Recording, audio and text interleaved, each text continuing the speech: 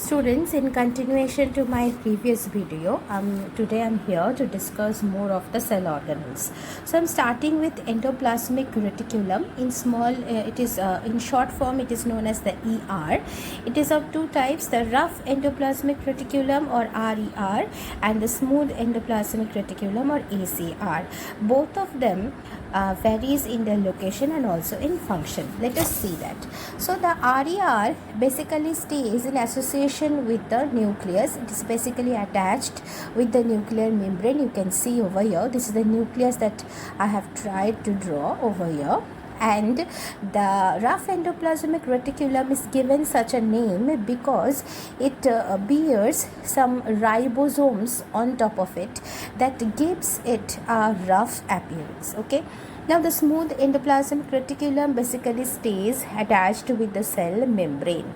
Okay, so what are the functions? The RER basically helps in protein synthesis, as the ribosome is the protein factory of the cell and it is attached with the RER, so it helps in protein synthesis. In the other hand, the ACR, basically the smooth endoplasmic reticulum, provides support, a framework to the cell. The endoplasmic reticulum also divides the cell into small compartments. The next cell organelle that I will talk about is Golgi apparatus or Golgi complex. It was discovered by scientist Camillo Golgi.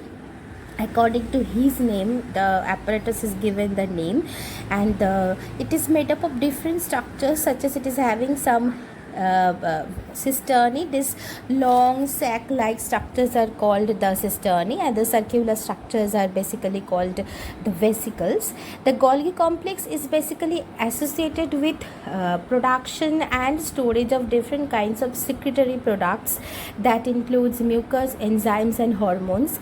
It produces these things and sometimes it stores also. It also helps in the production of acrosomal caps in case of the sperms. Okay, so the next cell organelle that I will talk about is it's basically centrosome. Okay, now centrosome is only present in animal cell. It is absent in plant cell. Till now, before the centrosome, whatever cell organelles I have discussed, they were present both in plant and animals, but the centrosome is only present in animal cell. So if there is question that you have to write the difference between animal cell and plant cell, and the point is the specific cell organelle, then you can also write about this one. Okay, so the centrosome basically contains this kind of structures which are placed 90 degrees to each other. They are called the centrioles, and they produces astral rays. Okay, this astral rays basically helps during cell division. Okay, so this cell division is there in class 10 that you will read. Okay, one more thing I also forgot to mention, the Golgi body also helps in cell division in plant cell by forming cell plates. Okay, now coming back to the centrosome basically develops astral rays that helps to produce spindle fiber during cell division. In my next video I will talk about rest of the cell organelles. So my next cell organelle is plastid. Now plastid is present only in case of the plant cells.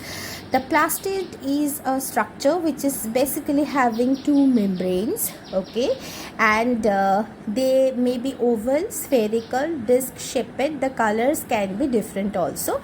Let us go into the details.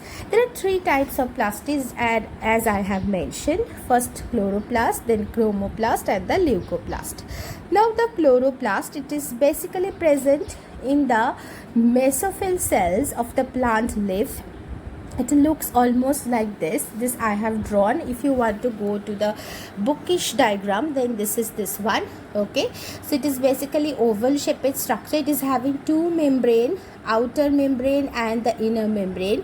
Inside it you can see there are some plate like or disc like structures. They are called the thylakoids, and the stack of thylakoid is called grana. Okay, and the empty spaces which is over here, according to the diagram, is orange, although it is not orange. That empty spaces are called the stroma, and the grana are attached to each other by some joints. These joints are called the stroma lamellae. These joints are called the stroma lamellae. Now this thylakoids basically bears the pigment chlorophyll that helps in photosynthesis in case of the plants. As you know, plants are the what?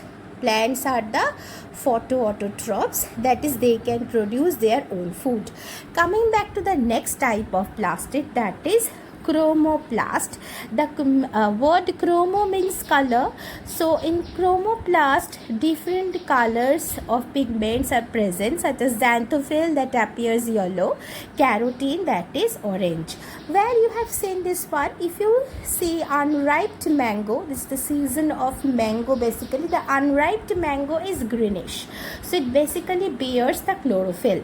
Slowly it produces the sugars, okay, and it becomes sweet in taste. Then the chloroplast basically converts into chromoplast, basically into the xanthophylls, and it appears yellow when it turns ripened. Okay, the last type of plastid is leucoplast. Okay, it is colorless plastid. It basically stores different foods, such as in case of potato tubers, rice grains, maize. They all stores the the starch that we eat as one of the major ingredients. Okay, so there are two more cell organelles that I have to talk about. One is the ribosome. Okay, so ribosome is working as the protein factory of the cell because it helps in protein synthesis, and as you know, the building block of our body is protein.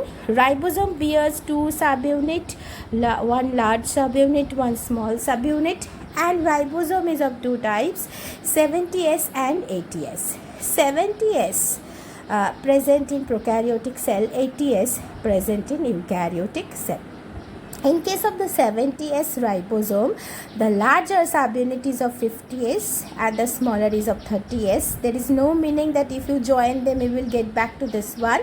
And this is 60S and 40S in case of the 80S ribosomes. Okay, the S stands for sedimentation coefficient, given by scientist Wedberg. Now name Wedberg starts with SVED. The S remains silent, and from that S we are writing this S over here. Someday else I will talk about why this is called sedimentation coefficient, and that's all. Ribosome is present both in animal and plant cell. One more cell organelle that I will talk about is lysosomes. Now lysosomes are membrane, it is not having any membrane, it is having a single membrane. Okay, and it stores different kinds of enzymes that helps in autodigestion, and if any foreign particle enters into the cell, or if the cell becomes worn out, then the lysosome basically destroys that foreign particle, and also it can destroy the own cell. That's why the lysosome is known as the suicidal bag of the cell. Students, so apart from these cell organelles, we have certain cell inclusions. These are non-living substances present in cell bodies. They include the granules and the vacuoles. The granules are different kinds of small particles which are scattered throughout the cytoplasm. They can be food particles such as starch, glycogen or fat. If I go to vacuoles, these vacuoles are large fluid filled spaces. This space is called, this total structure is called vacuole, and the fluid present over here is called the cell sap. In case of plant cell, it is very big. The vacuoles are very big, and they are also known as the dictyosomes, and the covering of the vacuole is called the tonoplast. Okay, in case of animal cell, the vacuole is very less. Okay, they're not known as the dictyosome, they are known as vacuoles only. Rest they contains also cell sap, and the covering is called the tonoplast. Okay, so this cell sap plays very important role in case of the plant cell, as it stores the food and it also helps in absorption of water and minerals by the root hair cells. Okay, so these are the main part of the cell and the cell organelles that you have to go in detail. You also read two more differences, that is difference between animal and plant cell, and you will also read the difference between prokaryotic and eukaryotic cell. I have already discussed that. So best of luck, students.